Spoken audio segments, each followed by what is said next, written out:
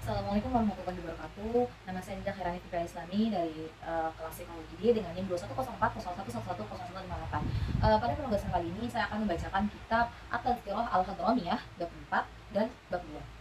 Bismillah. Al-Bab Tsani, bab kedua, fi zikri ahkamil haidi, mengenai hukum haid, wan nifas, wal istihadhatul haid, dan nifas dan istihadhah. Al-haidu, haid, huwa ad-damul kharij, adalah darah yang keluar minal mar'ati allati, dari seorang wanita yang balagot tis'ata sinina fa aksara ala sabilis sihah, dari seorang wanita yang berumur 9 tahun atau lebih secara alami, fi awqati maksus, pada waktu-waktu yang khusus. Wa huwa kama fi hadisi, dan telah dijelaskan pada hadis, syai'un katabahullah wa ala banatil adam, ini adalah sesuatu yang telah ditetapkan Allah kepada anak-anak perempuan Adam. Famata ra'atil mar'ah, kapan saja seorang perempuan ini allati balagot tis'a sinin fa aksar, yang sudah lebih dari 9 tahun, yang sudah 9 tahun atau lebih, daman minal farji, keluar darah dari farjinya atau kemaluannya, wajib 'alaiha, maka diwajibkan atasnya, antam tani'a minas shalah wa shaum, mencegah dirinya dari sholat dan puasa, wa yahramu ala zaujiha, dan diharamkan atas suaminya waktuha, menggauli wanita tersebut. Apabila wanita tersebut sedang haid dan sudah memiliki suami, maka suaminya haram untuk menggaulinya, apapun alasannya. Wasawa'un kana adamu aswada, baik darah itu berwarna hitam, au ahmara atau merah, au asfara atau kuning atau kuningan, au bihi kuduratun, atau juga berwarna keruh. Lianna, hal ini dikarenakan as-sufratu wal qudrata haid, yang warna kuningan dan warna keruh tersebut juga termasuk haid. Suma, kemudian ini istamarra ad-dama, jika darah tersebut keluar yauman wa lailatan, sehari semalam, ay arba'atan wa ishrina sa'atan fa aktsar, baik itu 24 jam atau lebih, tabayyana annahu damu haid, itu dinamakan darah haid. Wa in qata'a qabla madiyi yaumin wa lailatin, namun jika darah tersebut berhenti sebelum sehari semalam, walam ya'ud fi maddati 15 yauman, dan tidak lagi keluar dari hari pertama darah tersebut keluar sampai 15 hari ke depan, min zuhurihi tabayyana annahu damu fasad, secara zahir ini dinamakan darah sakit, darah yang disebabkan karena penyakit. Fayajibu 'alaiha qada'as shalah allati taraktaha, maka ia diwajibkan untuk mengqada salat yang telah ia tinggalkan selama 24 jam tersebut. Wa qada'u as-shaum allazi taraktahu, dan juga mengqada shaum apabila itu terjadi di bulan Ramadan dan dia meninggalkan shaumnya. Jadi darah haid dapat dikatakan darah haid jika keluar dalam kurun waktu 24 jam sampai kurang dari 15 hari. Namun jika darah tersebut berhenti sebelum 24 jam dan tidak menunjukkan tanda-tanda lagi, maka itu disebut darah penyakit. Amma, adapun idzan qata'a qabla al-yaum wa lailatin, jika darah tersebut berhenti sebelum 24 jam, walakinnahu, akan tetapi, ada fil yaumi tsnaini, keluar lagi pada hari kedua, au ma ba'duhu ila tamami 15 yauman, atau di hari-hari berikutnya dalam kurun waktu 15 hari, fal jami'u haid, dan itu dihitung sebagai haid. Jadi jika di hari pertama dia berhenti, namun di hari kedua atau ketiga dia keluar lagi, darah tersebut keluar lagi, maka itu dihitung sebagai haid.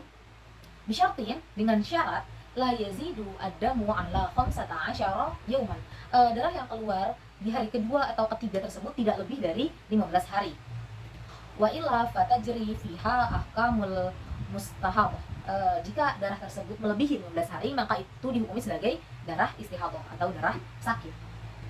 Jadi haid dapat dikatakan haid jika darah tersebut keluar sehari semalam atau 24 jam. Jika kurang dari itu, maka tidak dihukumi haid. Tapi apabila jika di hari pertama sebelum 24 jam dia berhenti, namun di hari kedua atau di hari ketiga, keempat, kelima dia keluar lagi, maka itu tetap dihukumi haid selama darah tersebut tidak melebihi 15 hari.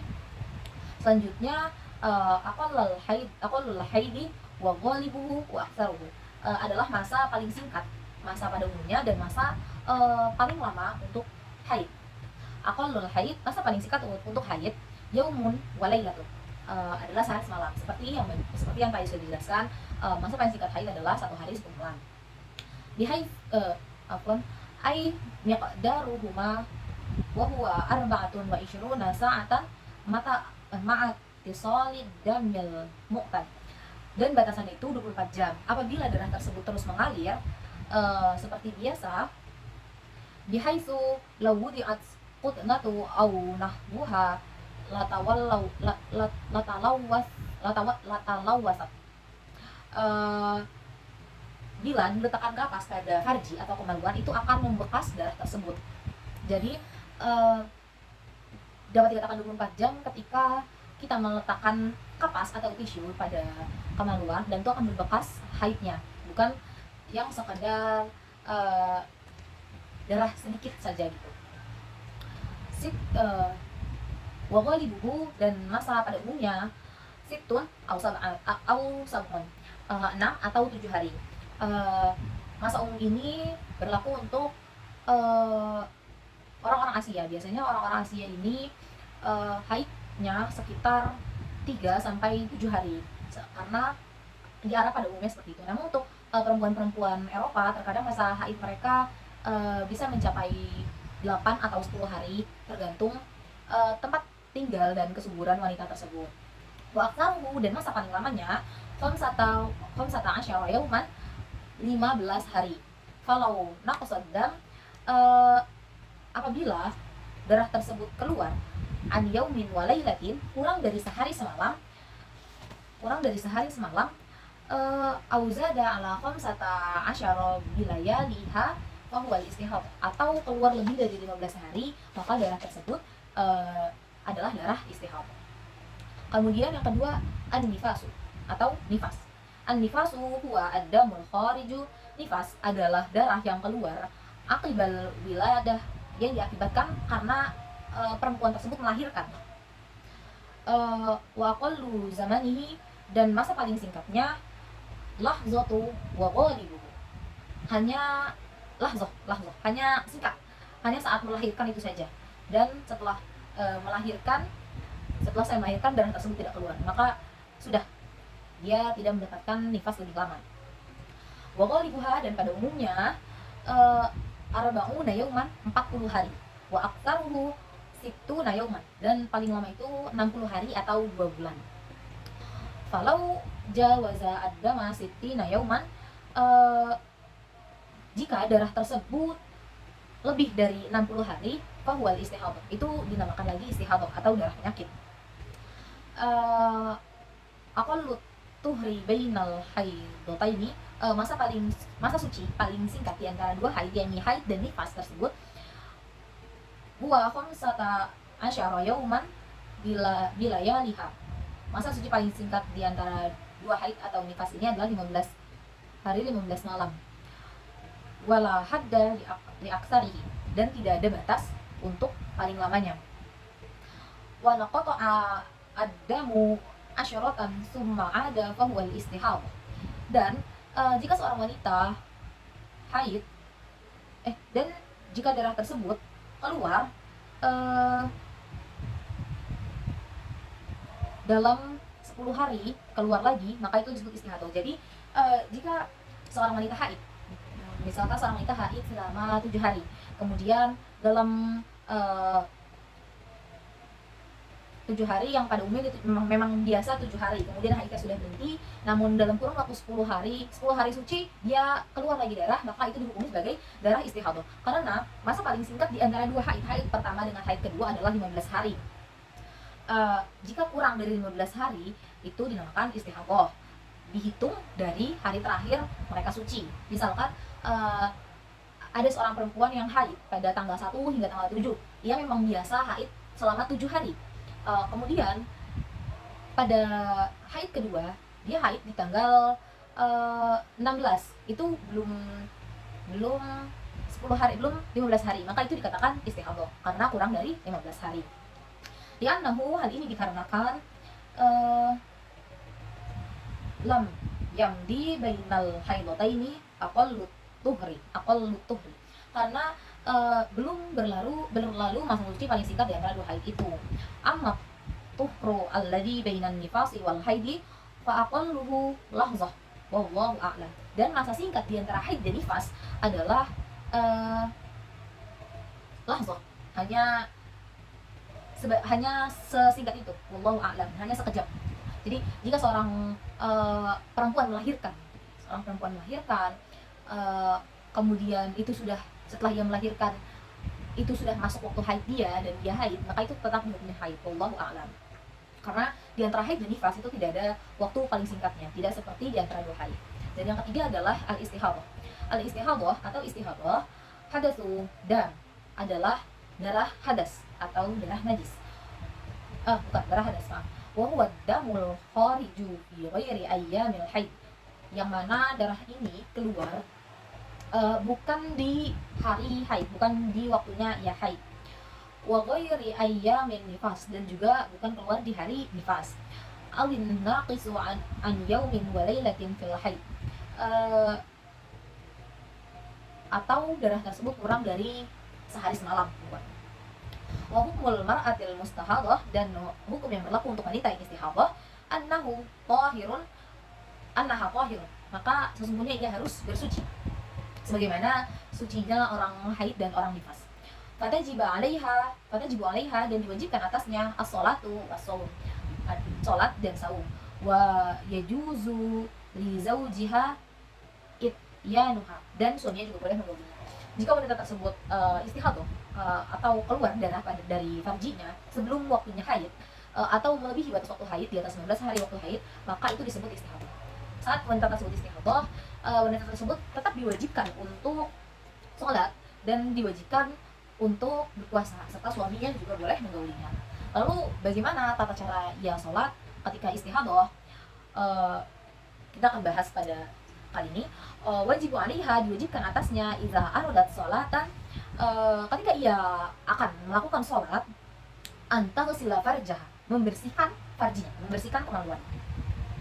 Wa tahsyuhu binahwi qutnatin wa ta'sibahu bi khirqatin illam tata'azza bihi. Kemudian dia harus menyumbat farjinya atau kemaluannya dengan kapas, lalu diikat dengan kain selama ia tidak merasa keganggu karena adanya sumpalan tersebut. Jadi jika ia sholat, ia harus membersihkan kemaluannya dan menutup kemaluannya atau farjinya agar darah tersebut tidak keluar senyamannya selama ia tidak merasa terganggu. Wala yajibu 'alaiha hashwun, dan tidak diwajibkan atasnya untuk menutup kemaluannya, untuk menyumbat kemaluannya, illa ini tajat ilaihi wa kanat ghayra sha'imatin. Tidak diwajibkan baginya untuk menyumbat kemaluannya kecuali jika ia merasa tidak dibutuhkan dan ia tidak dalam keadaan berpuasa. Fa illam tahtaj ilaihi aw kanat sha'imatun, namun jika ia sedang dalam keadaan berpuasa,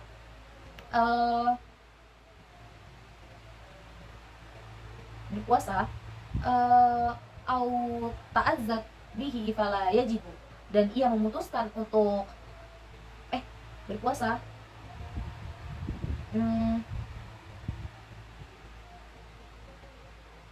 dan ia tidak terganggu untuk sumpalan tersebut, maka tetapi jika tidak dibutuhkan atau dalam keadaan yang berpuasa tetapi wanita tersebut merasa terganggu, maka ia boleh meninggalkannya. Maka ia boleh meninggalkan dari menyumbat kemaluannya tersebut. Summa tatawaddau wa yakunu jami'u ma dzukira ba'da dukhulil waqti. Kemudian ia harus berwudu, dan hal-hal tersebut harus dilakukan setelah masuknya waktu. Jadi ketika sebelum dia sholat, ia harus berwudu dulu, kemudian ia menyumbat kemaluannya, kemudian dia berwudu dan membersihkan dirinya. Wala budda aidon, selain itu fi wudu'iha, dalam wudunya, minal muwalati, ia harus melanjutkan minal muwalah wudunya, bi an taghsila, dalam membersihkan al udwatis sani, qabla jafafil awal, anggota yang selanjutnya sebelum anggota yang pertama kering. Jadi wanita tersebut harus berwudu. Selain itu berwudunya juga harus berkesinambungan, tetap seperti wudu biasa, membasuh anggota dari yang pertama dan ke yang terakhir dalam waktu yang berkesinambungan dan sebelum bagian wudu pertama itu kering. Wa yajibu 'alaiha ba'dal wudu'il mubadaratu bis-shalah, dan setelah wudu ia diwajibkan untuk segera mungkin sholat. Fa in akharat li ghairi maslahatis sholati wajib 'alaiha i'adatul ghusli lil farji wal hashbu wat ta'sibu wal wudu'u. Jika ia menunda sholat tanpa adanya hal yang berkaitan dengan kemaslahatan sholat, maka ia harus mengulang kembali untuk membersihkannya, menyumbatnya lagi, kemudian wudu lagi. Bi khilafi ma idza akharat li maslahatis sholah kan tilsari jama'atin fala yajibu 'alaihal istinaf. Namun sebaliknya, jika ia menunda sholat karena untuk kemaslahatan sholatnya seperti menunggu jamaah untuk sholat, maka ia tidak diwajibkan untuk mengulang dalam bersuci tersebut. Wa yajibu 'alaiha tajdidul isabati wat taharati likullil fard, dan ini harus dilakukan berulang. Setiap ia sholat ia harus melakukan hal ini berulang kali, dia harus mengganti penyumbatnya tersebut atau pembalut tersebut sebelum sholat. Dia harus mengganti yang baru dan berwudu lagi, dan dia harus melakukan runtutan yang tadi. Tumakkana zaujaha minat tamat tu'i bima baina surrati warrukbati bijima'in aw ghairi, dan ditambah juga puasa.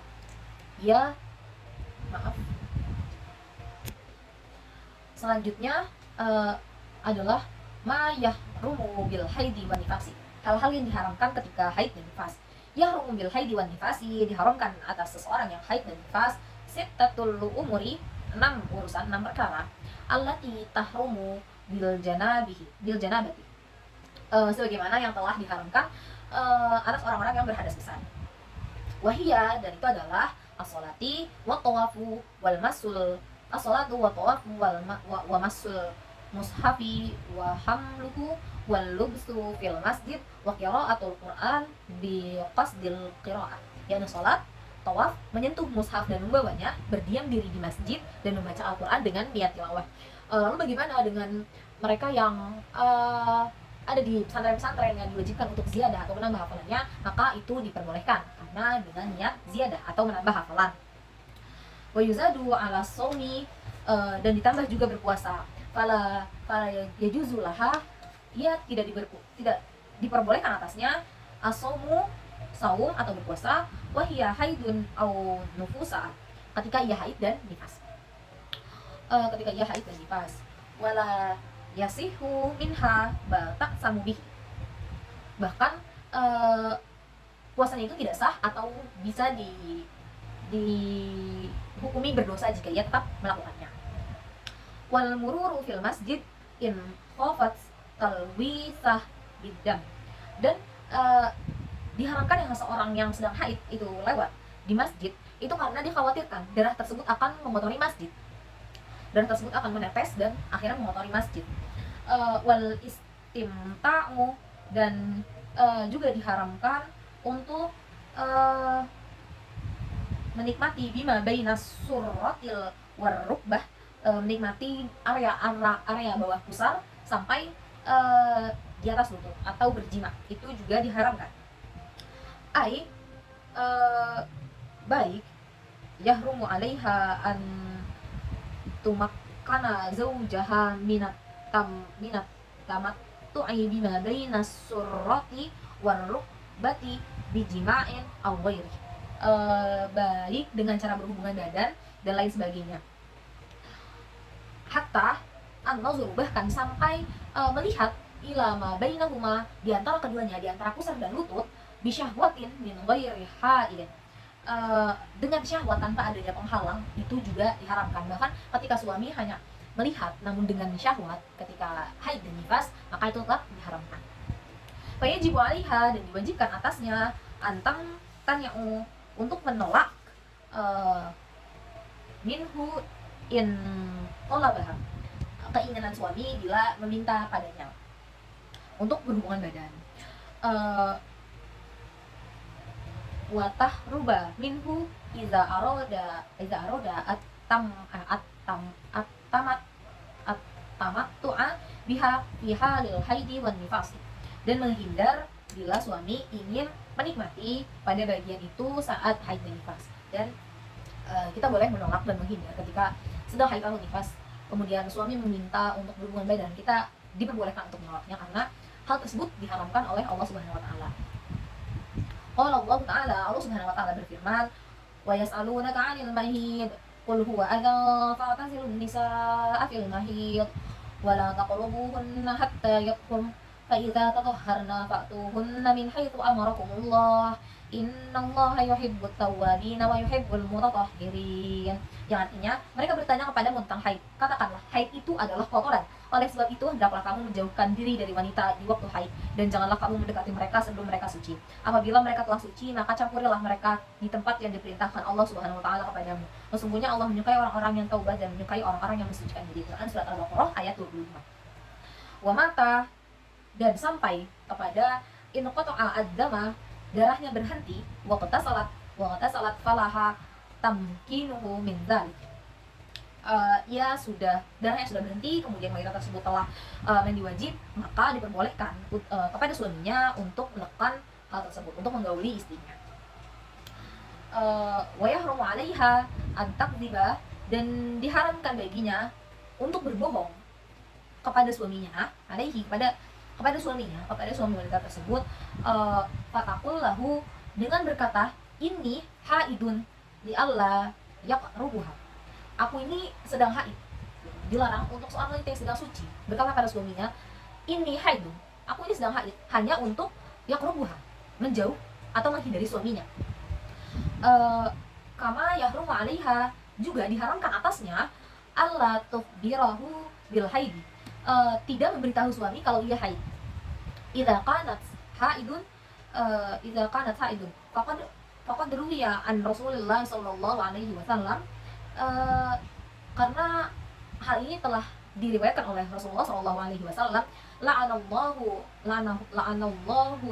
al-ghaisah wal mughawisah, qala al ulama wal ghaisah hiya allati la tu'limu zawjaha annaha haidun liyaji'aha fayujami'aha, wal mughawwisah hiya allati la takunu haidun fatakdzibu ala zawjiha wa taqulu inni haid. Yang artinya Allah melaknat al-ghashiyah dan al-mughawwisah. Sebagian ulama berkata bahwa al-ghayyisah adalah wanita yang tidak memberitahu suaminya kalau ia haid, untuk nantinya suaminya mendekatinya dan menggaulinya. Kemudian al-mughawwisah adalah wanita yang tidak sedang haid, namun ia berbohong kepada suaminya dan mengatakan bahwa ia sedang haid. Bahkan hal sepele kita tidak memberitahu suami ketika kita sedang haid, itu Allah sangat membencinya. Bahkan Allah berkata, Allah melaknat ketika kita tidak memberitahu suami bahwa kita haid, dan Allah juga melaknat ketika kita tidak haid, kita berkata haid hanya untuk menghindari suami kita, agar ia tidak menggauli misal dalam konteks kita sedang lelah, kita sedang capek, namun suami ingin meminta kita untuk digauli, kemudian kita bilang haid padahal kita tidak sedang haid, maka itu adalah dosa, dan Allah melaknat orang yang melakukan hal tersebut. Ada catatan penting yang mana idza kanatil mar'ah tahiratan minal haid wan nifas, jika ada seorang perempuan yang suci dari haid dan nifas, summa tara 'alaiha ahaduhuma ba'da dukhuli waqti shalah wa qad madha minal waqti zamanu yumkinuha fi'lu tilka shalah fihi wa lam tusalliha. Jika wanita yang suci dari haid dan nifas lalu tiba-tiba datang salah satu dari keduanya tiba-tiba haid atau nifas setelah masuknya waktu sholat, sedangkan pada saat itu masih ada waktu untuk dia bisa mengerjakan sholat namun ia tidak mengerjakannya, fal wajibu 'alaiha idza tuhurat minal haidi aw nifasiha antaqdiya tilka shalah, maka diwajibkan atasnya untuk mengqadha salat tersebut ketika ia suci dari haid dan nifas. Li'annaha, hal ini dikarenakan qad wajabat 'alaiha wa tamakkanat min fi'liha wa lam taf'alaha wa hadza yusamma turuwal mani'. Hal ini dikarenakan sebenarnya salat itu diwajibkan atasnya saat itu karena ia masih mendapatkan waktu untuk melakukannya, tetapi ia tidak melakukannya. Hal ini disebut turuwal ma'ani atau datangnya penghalang. Misalkan kita sudah masuk waktu isya, namun kita masih sibuk bermain ponsel dan saat mau sholat kita pipis dan menemukan kita haid, maka kita wajib mengganti isya tersebut karena kita sudah menunda waktu isyanya. Wa idza kanat haidun aw nifasan, dan jika wanita yang haid atau nifas, wan qata'a ad-dama qabla khuruji waqti shalah, sebelum keluarnya waktu sholat, minas sholatil khamsati walau biqadril lahzin, dari wajibnya 5 waktu sholat walaupun itu sedikit lagi sudah masuki waktu sholat, fal wajibu 'alaiha mubadaratu bi fi'li tilka sholati in kana waqtul muttasi'an, maka diwajibkan atasnya untuk segera melakukan sholat tersebut jika waktunya masih cukup. Wa illa fayajibu 'alaiha qada'u tilka sholah allati in qada'a ad-damu wa qad baqiya min waqtiha hatta qadru takbiratil ihram. Maka jika tidak, maka ia diwajibkan untuk mengqadha sholat pada saat darah haidnya sudah berhenti atau sudah suci jika masih tersisa waktunya tadi, walaupun hanya cukup untuk takbiratul ihram. Misalkan kita sudah memasuki waktu, sedikit lagi masuki waktu asar, namun haid kita sudah berhenti di saat jam 2.25, sedangkan asar ini 2.35, kemudian kita bersuci dan selesai di pukul 2.32, hanya tersisa 3 menit untuk sholat, dan kita dan kita hanya bisa melakukan takbiratul ihram, kemudian sudah azan asar, maka itu sudah dihitung sebagai sholat. Kemudian wakama yajibu, dan begitu pula diwajibkan qada'un mengqada tilka shalah, yajibu qada'us sholati allati qablaha anka in kanat tujma'u ma'aha ta'khirun kazuhri wal maghrib, dan diwajibkan untuk mengqada sholat tersebut dan juga mengqada sholat sebelumnya kalau memang sholat itu termasuk bisa dijamak takhir seperti zuhur dan maghrib. Fa in kana sholatul lati qablaha la tujma'u ma'aha kal fajri wal asri fala yajibu qada'uha bal yajibu qada'u dzatil waqti faqat wa hadza yusamma zawalal ma'ani. Dan tetapi jika sholat yang sebelumnya tadi itu bukan sholat yang dapat dijamak takhir seperti sholat subuh dan sholat asar, maka ia tidak wajib mengqadanya, tetapi yang wajib ia qadha adalah sholat pada waktu itu saja di hari yang lain. Hal tersebut disebut zawalal ma'ani atau hilangnya penghalang. Kita akan membahas bab 4, yakni mengenai hak-hak kedua orang tua dan suami dan tercelanya tabarruj. Amma huququl walidaini faqad qala Allah Ta'ala, adapun hak-hak kedua orang tua yang telah Allah sebutkan dalam firman-Nya adalah wa'budullaha wa la tusyriku bihi syai'aw wa bil walidaini ihsana. Wa qala ta'ala wa qada rabbuka alla ta'budu illa iyyahu bil walidaini ihsana imma yablughanna indakal kibara ahaduhuma aw kilahuma fala taqul lahumu uffin wala tanharhuma wa qul lahumu qawlan karima wahfid lahuma janaha dzulli minar rahmati wa qul rabbir hamhuma kama rabbayani shaghira. Sembahlah Allah dan janganlah kamu persekutukannya dengan sesuatu pun, dan berbuat baiklah kalian kepada ibu bapak kalian. Al-Quran surat An-Nisa ayat 36. Allah juga berfirman, dan Tuhanmu telah memerintahkan supaya kamu jangan menyembah selain Dia, dan hendaklah kamu berbuat baik kepada ibu bapakmu dengan sebaik-baiknya. Jika salah seorang di antara keduanya atau keduanya sampai berumur lanjut dalam peliharaanmu, maka sekali-kali janganlah kamu mengatakan kepada keduanya atau ufin atau dan janganlah kamu membentak mereka dengan ucapan dan ucapkanlah kepada mereka perkataan yang mulia, dan rendahkanlah dirimu terhadap mereka berdua dengan penuh kasih sayang, dan ucapkanlah wahai Tuhanku, kasihanilah mereka keduanya sebagaimana mereka berdua telah memilikiku di waktu kecil. Quran surat Al-Isra ayat 23 dan 24. Waqala Rasulullah sallallahu alaihi wasallam birru abaikum tubirrukum abnaukum. Berbaktilah, Rasulullah SAW berbaktilah kalian kepada orang tua kalian, niscaya anak-anak kalian akan berbakti kepada kalian. Qala alaihi sallallahu alaihi wasallam, al jannatu tahta aqdamil ummahat. Dan Nabi juga bersabda sekaligus menegaskan bahwa surga berada di bawah telapak kaki ibu. Waqala sayyiduna al-Haddad radhiyallahu anhu, wal walidani lahum haqqun yaqumu bihi man yattaqillaha wal mudluna bin nasabi. Dan dari Imam Al-Haddad radhiyallahu anhu berkata bahwasanya kedua orang tua kalian uh, memiliki hak yang harus ditunaikan oleh orang-orang yang bertakwa kepada Allah dan orang-orang yang berada di jalur keturunan. Wa yanbaghi lil mar'ati an ta'rifa haqqal walidaini, dan hendaknya seorang wanita mengenal hak kedua orang tuanya, wa an taquma bibirrihima, dan berusaha untuk berbakti kepada keduanya, wa alla tukhalifa kalamuha, dan tidak menentang perkataan kedua orang tuanya. Innallaha jalla wa ala qad aujaba alaina al-imtithal li amrihima. Karena perintah keduanya tidak menentang perintah keduanya, karena Allah Subhanahu wa taala telah mewajibkan kita mengikuti perintah keduanya. Tadabbarna ayyatuhan nisa'u qaulu jalla dzikrahu wa bil walidaini ihsan. Allah meminta kaum wanita untuk merenungkan firman Allah yang artinya, dan hendaklah kamu berbuat baik kepada ibu bapakmu. Maksudnya ayah sinu ilal walidaini ihsan. Maksud dari kalian berbuat baik kepada kedua orang tua kalian dengan sebaik-baiknya adalah imma yablughanna indakal kibaru ahaduhuma aw kilahuma fala taqul lahumā uffin. Salah seorang di antara keduanya atau keduanya sampai berumur di penjagaan kalian, maka jangan sekali-kali mengatakan kepada keduanya perkataan jika idza balagha abuka, jika ayahmu berkata, au ummuka, atau ibumu berkata, haddal kabari fayajibu alaika tirahuma wa ijlahuma wa ta'addubu lahuma ila haddi an taqula lahuma uffin, ay la tantiqu amamahuma hatta bimithli hadhil kalimatil lati tadullu ala tadajjur. Jika ayahmu dan ibumu berusia lanjut, maka kewajiban pada menghormati keduanya dan berperilaku baik pada keduanya, hingga jangan sampai engkau mengucapkan kalimat di hadapan keduanya.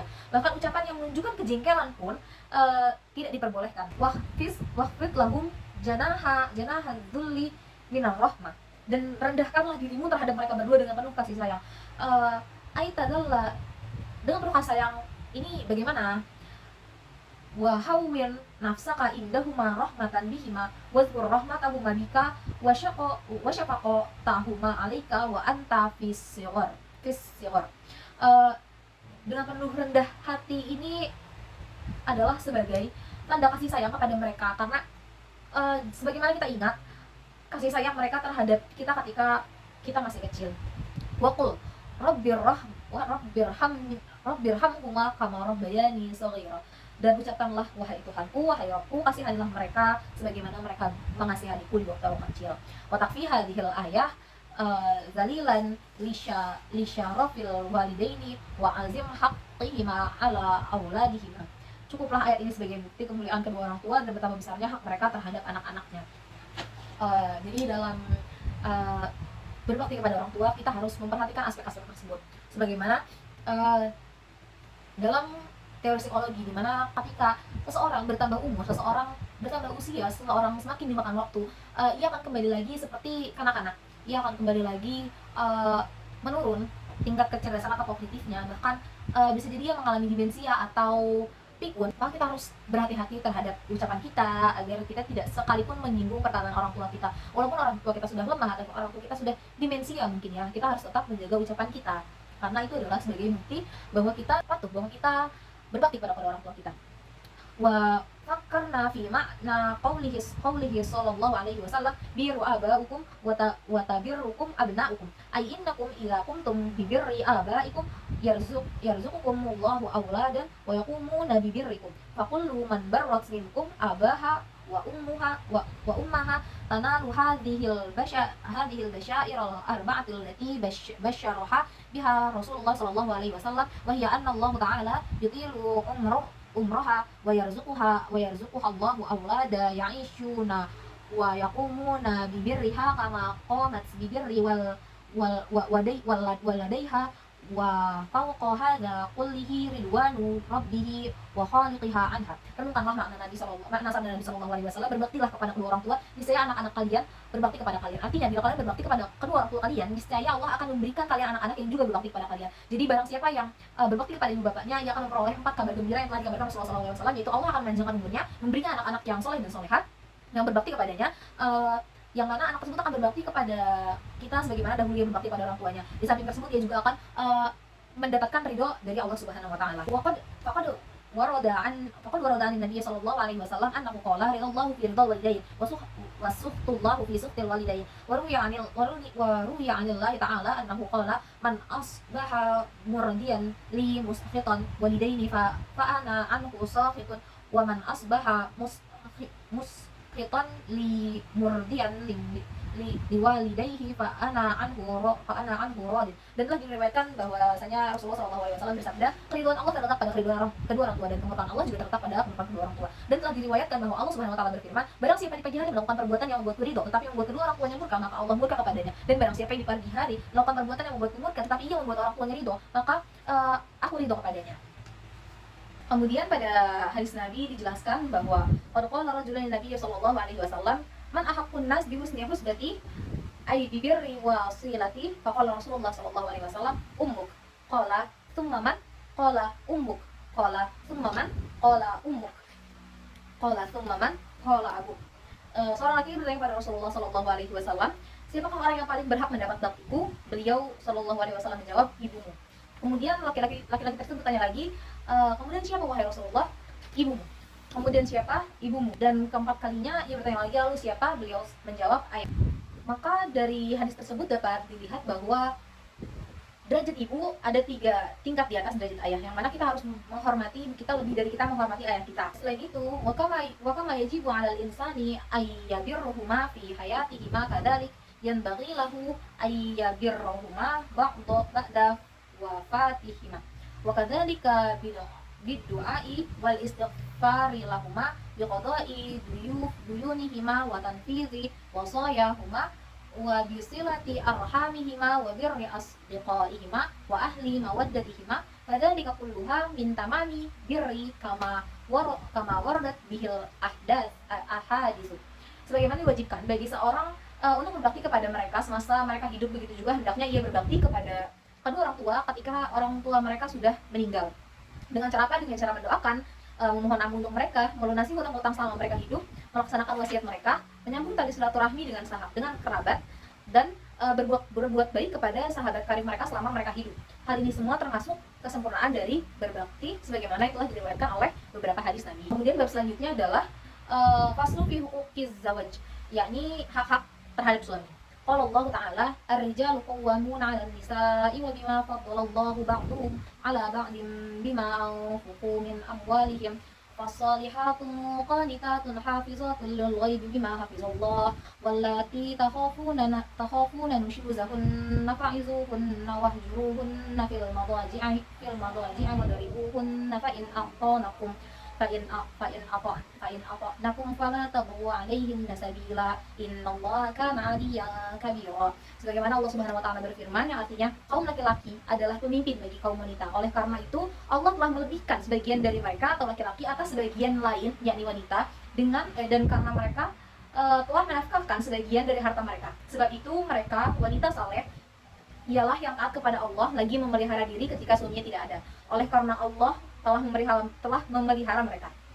Wanita-wanita yang kamu khawatirkan nusyuznya, maka nasihatilah mereka dan pisahkanlah mereka dari tempat tidur mereka dan pukullah mereka. Kemudian jika mereka melaknatimu, maka janganlah kamu mencari-cari jalan untuk menyusahkannya. Sesungguhnya Allah Maha Tinggi lagi Maha Besar. Quran surat An-Nisa ayat 34. Qala Asy-Syaikh Muhammad Amin Al-Qudri fi Kitabi Irsyadul Muhtaj lil Huquqil Azwaj. Syekh Muhammad Amin Al-Qudri dalam kitab Irsyadul Muhtaj lil Huquqil Azwaj berkata bahwa ba'dal istishhadi bihadhil ayatil karimah wa dzikrihi sabab nuzuliha ar-rijalu qawwamuna 'alan nisa. Beranjak dari ayat tersebut, beliau menekankan bahwa perkataan kaum laki-laki adalah pemimpin bagi kaum wanita. Ay yaqumuna 'alaihinna qiyamal ulati 'ala ra'iyah, yang mana posisi kaum lelaki bagi kaum wanita ini bagaikan pemimpin terhadap rakyat. Farrajulu yaqumu bima salihil mar'ati wat tadbiri wat ta'dibi wayajtahidu fi hifziha. Jadi seseorang lelaki yang mengurus kepentingan kaum wanita, begitu juga mengatur dan mendidik mereka dan berusaha menjaganya. Di mana setiap perilaku yang dilakukan oleh wanita atau istri harus sesuai dengan perintah suami, yang mana perintah tersebut juga harus sesuai dengan ajaran Islam. Kemudian summa zakara tsani biqaulihi wa bima anfaqu min amwalihim ay bisababi ma ukhraju fi nikahihinna min amwalihim fil muhuri wan nafaqat. Sedangkan pada sebab yang kedua yang diterangkan dalam firman Allah, yang mana artinya dan karena mereka laki-laki telah menafkahkan sebagian dari harta mereka, itu karena mereka mengeluarkan uang mahar dan uang belanja untuk menafkahi kaum wanita. Jadi ini adalah alasan dipertegasnya kenapa wanita harus berbakti kepada suaminya. Wa zakara kismisani biqaulihi wallati takhafuna. Sedangkan yang kedua itu disebutkan pada firman Allah yang artinya wanita-wanita yang kamu khawatirkan, aitazunnuna, yang mana maksudnya adalah nusyuzahunna. Nusyuzahunna ini maksudnya pembangkangan mereka dari ketaatan kepada suami. Maka kalau nampak kalau terlihat dari seorang wanita dia mulai membangkang dari suaminya, fa'izuhunna, maka nasihatilah mereka. Ai khawifunahunna uqubatallahi ta'ala biqauli ka'an taqullaha ittaqillah wa khafihi fa inna li 'alaiki haqqan. Maka seorang suami boleh menakut-nakuti istrinya hukuman yang telah Allah tetapkan dengan berbicara seperti bertakwalah kamu kepada Allah dan takutlah kepadanya. Sesungguhnya aku memiliki hak dan kewajiban terhadapmu dan insaflah kamu dari perbuatan ini. Ketahuilah bahwa taat padaku merupakan suatu kewajiban bagimu. Jadi jika seorang istri membangkang, maka suami diperbolehkan untuk menasihati, dan jika nasihat tersebut masih tidak mempan, suami boleh menakut-nakuti istri dengan hukuman-hukuman yang telah Allah berikan. Wa'lamna ayyatuhan nisa anna haqqa zawji ala zawjatihi an a'zamil huquq faqad rawat Tirmizi anhu sallallahu alaihi wasallam annahu qala law amartu ahadun ayyasjuda li ahadin la amartu mar'ata an tasjuda li zawjiha. Yang mana sebagaimana pada hadis yang diriwayatkan oleh Tirmizi, Nabi SAW bersabda, bila aku memerintahkan seseorang untuk bersujud kepada seseorang lainnya, pasti aku akan perintahkan seorang istri untuk bersujud kepada seorang suaminya.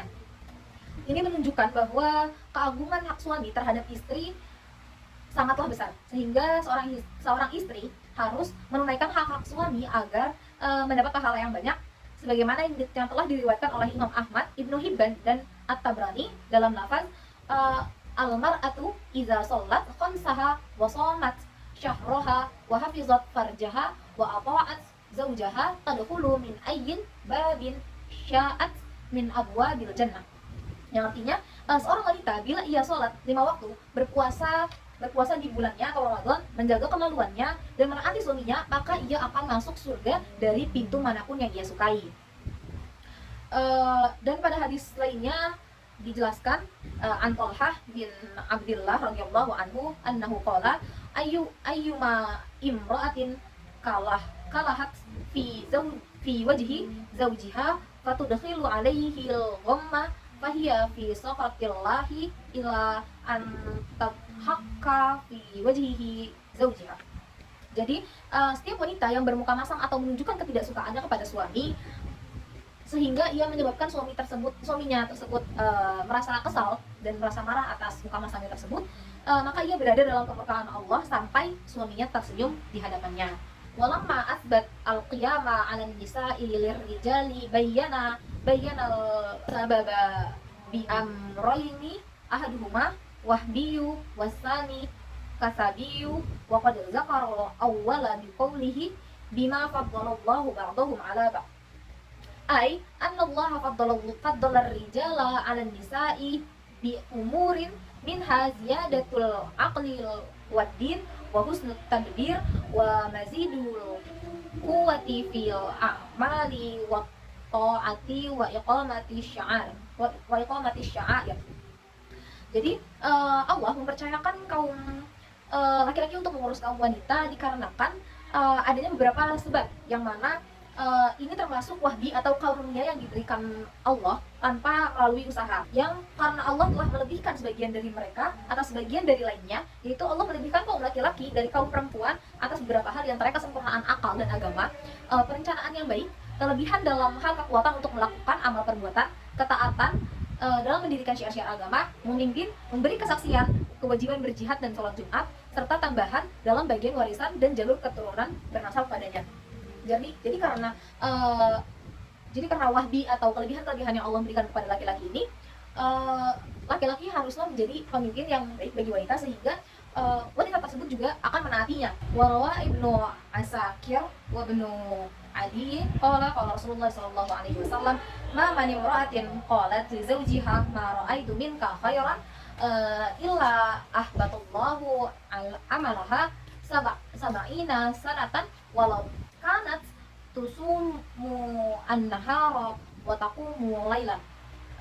Sebagaimana dalam riwayat Ibnu Asakir dan Ibnu Adi, Rasulullah SAW bersabda, setiap wanita yang mengatakan kepada suaminya, aku tidak pernah melihat perbuatan baik darimu, maka Allah akan mencabut amalannya selama 70 tahun, meskipun ia berpuasa di siang dan ia beribadah di malam hari. Bil jumlati faminal huquqil muta'akkidah ala zaujah, di antara yang termasuk hak yang diwajibkan atas istri adalah imtithalu amri zaujiha wa ta'atihi, mengerjakan dan menaati perintah suami.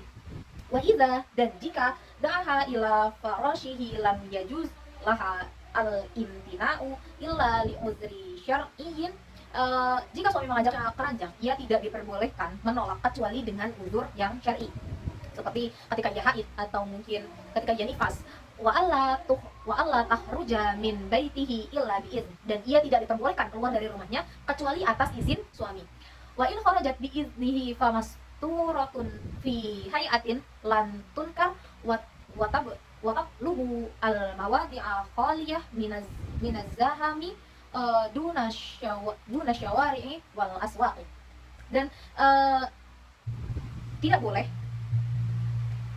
bagi seorang wanita keluar rumah tanpa izin suami. Jikapun diizinkan, wanita tersebut haruslah mencari jalan yang tidak ramai, tidak berpakaian yang dapat dikenali orang, maksudnya tidak berpakaian mencolok, kemudian menjaga diri, jangan sampai orang lain mendengar suaranya atau mengenali bentuknya, tidak boleh mengenalkan diri kepada teman suaminya, tidak sering naik turun ke tingkat atas rumah, tidak mengintip rumah tetangga ataupun pasar dan lorong-lorong kampung dari lubang jendela. Jadi seorang wanita harus benar-benar menjaga dirinya, bahkan sekalipun ia keluar dengan kepentingan dan sudah mendapatkan izin sang suami. Wa antakuna muqdilatan 'ala sholati wasiyami wal mafrudaini ila waqta haidin aw nifasin. Hendaknya ia giat melakukan sholat dan puasa yang wajib kecuali di masa ia haid dan nifas. Wa antakuna, dan hendaknya qani'atan min zawjiha biha razaqahu Allah ta'ala.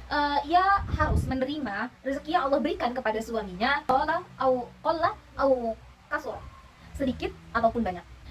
Muqaddimatan haqqahu ala haqqi nafsiha wa sa'iri aqaribiha mushfiqatan ala auladihi wa in kanu min ghairiha barratan bihim qadimatan lahum.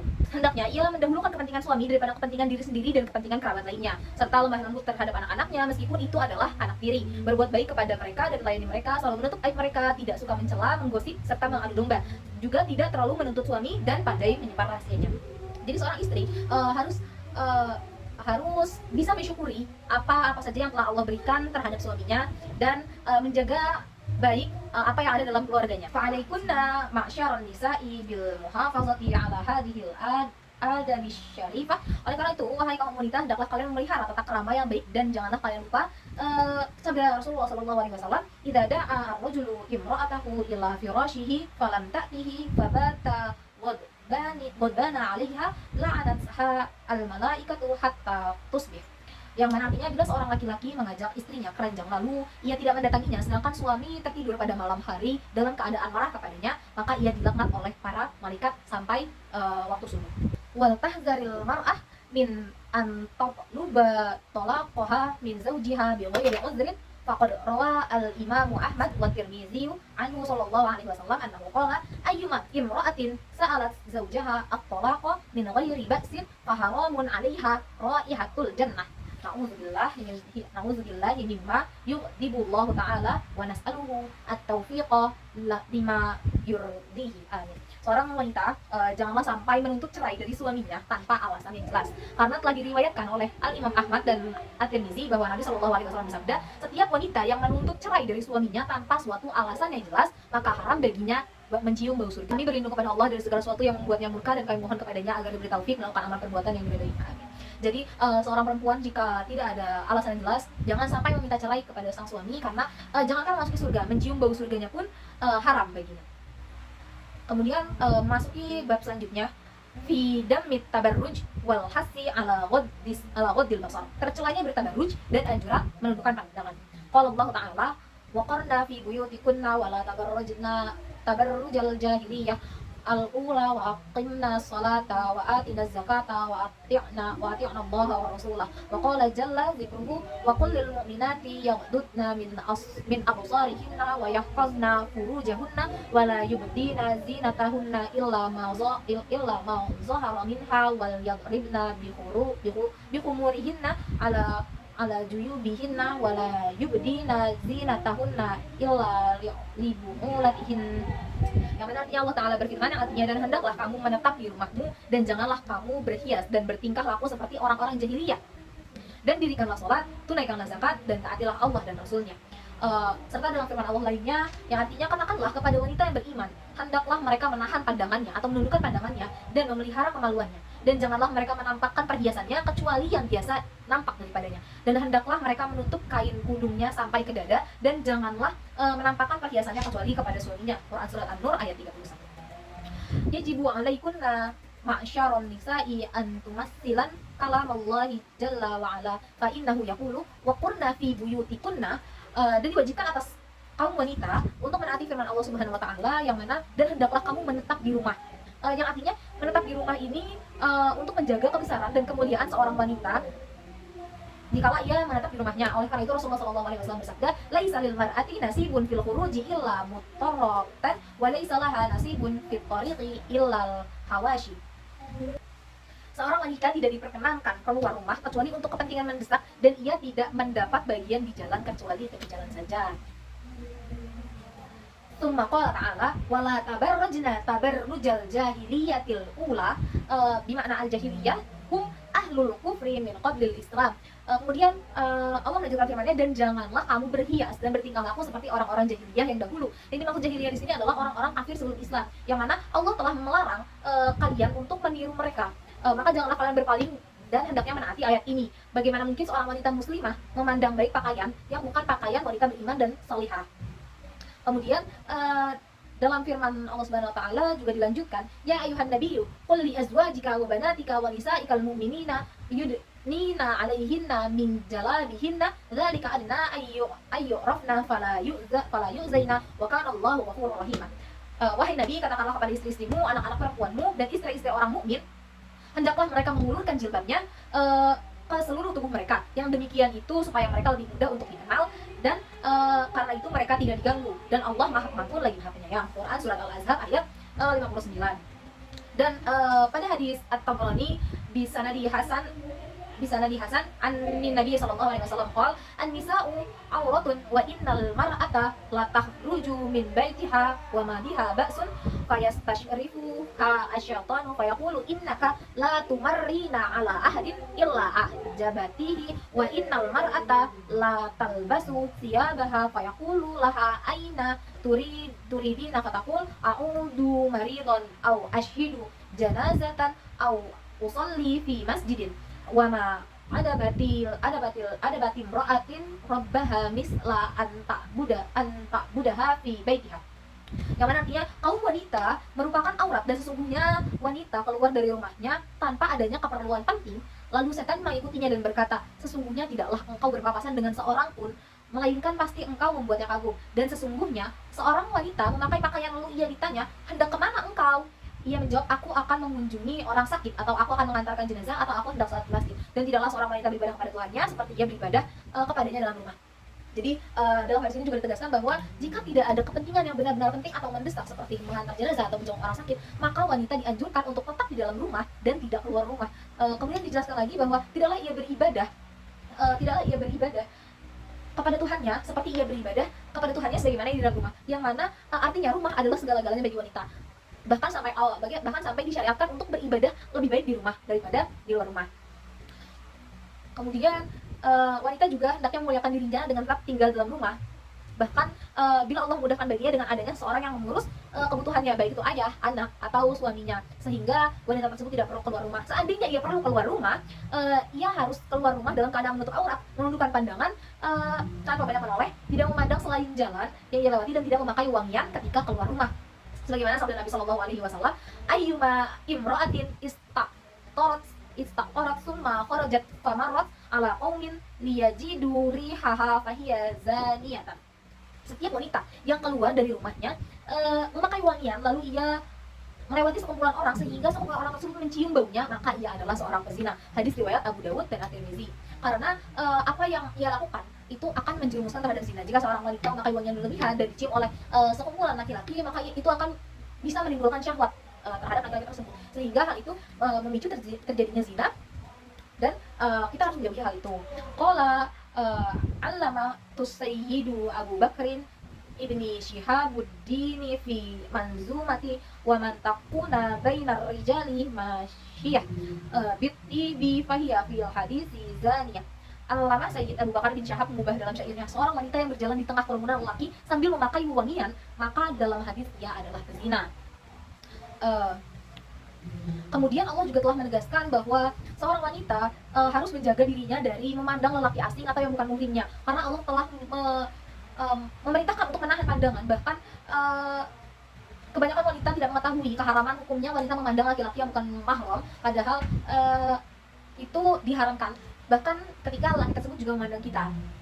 Faqad rawiya an Ummi Salamah annaha kanat inda Nabi sallallahu alaihi wasallam wa Maimunah iz aqbala ibnu Ummi Maktum fadakhala alaihima faqala alaihi salatu wassalam ihtajiba minhu. Qalat faqultu ya Rasulullah alaysa huwa a'ma la yubsiruna. Faqala sallallahu alaihi wasallam afa ya wa ni antuma alastuma tubsiranihi. Rawahu Abu Dawud wa Tirmizi qala hasanun sahih. Telah diriwayatkan dari Ummi Salamah bahwa ia dan Maimunah sedang bersama Nabi Shallallahu Alaihi Wasallam, lalu datanglah Abdullah bin Ummi Maktum, salah seorang sahabat yang buta matanya. Maka Nabi Shallallahu Alaihi Wasallam hampir kedua dan berkata, berhijablah atau tutupilah diri kalian darinya. Aku bertanya, wahai Rasulullah Shallallahu Alaihi Wasallam, bukankah ia seorang yang buta dan tidak dapat melihat kami? Lalu beliau menjawab, apa kalian berdua buta? Tidaklah kalian berdua dapat melihatnya. Maka dari hadis ini dapat ditarik kesimpulan bahwa jangankan memandang seorang dengan fisik yang sempurna, memandang laki-laki yang bukan mahram saja itu tidak diperbolehkan. Bahkan ketika laki-laki tersebut juga tidak bisa memandang kita. Fala yajuzu nazarul mar'ati li syai'in minar rajuli wa dzalika lima dzukira wa li anna qasdaha minhu ka qasdihi minha. Fa'lam nadzalika wa lam nabihi tafuzna insyaallah taala bi khairi wal karamah. Jika seorang wanita tidak diperbolehkan melihat bagian manapun dari laki-laki, hal itu berdasarkan hadis di atas karena tujuannya kepada laki-laki seperti tujuan laki-laki kepadanya, maka sadarilah hal ini dan terapkanlah, insyaallah kau akan mendapatkan keberuntungan kebaikan. Jadi sekalipun laki itu tidak memandang kita, tapi kita memandang laki-laki itu sebagaimana kita ingin dipandang oleh laki-laki, itu juga tetap tidak boleh. Wal tahdharil mar'atu aidan min kashfi awratiha bi hadratin nisa'i wa awratul mar'ati indan nisa'i wal muslimati ma baina surratiha wa rukbatiha wa indal kafirati yajibu an tastura jami'a banadiha illa ma yabdu indal mihnah. Hendaknya seorang wanita menjaga diri dengan tidak membuka aurat di hadapan sana kaum wanita. Aurat seorang wanita di hadapan wanita muslim lainnya batasnya antara pusar dan lutut. Sedangkan di hadapan wanita non-muslim, ia wajib menutup seluruh badannya kecuali yang biasa tampak saat bekerja, yakni muka dan telapak tangan. Jadi ia tidak boleh menampakkan anggota tubuh bagian pusar dan lutut di hadapan wanita manapun meskipun itu ibunya. meskipun ke ibunya. Karena hal itu hukumnya haram, sebagaimana juga ia tidak boleh menampakkan anggota tubuh lainnya di hadapan wanita muslim kecuali yang biasa nampak saat bekerja. Wallahu a'lam. Sekian tugas membaca kitab saya kali ini. Semoga yang bermanfaat dapat diambil manfaatnya, dan maaf apabila ada kesalahan dan banyak kekurangan. Wabillahi taufiq wal hidayah. Wassalamualaikum warahmatullahi wabarakatuh.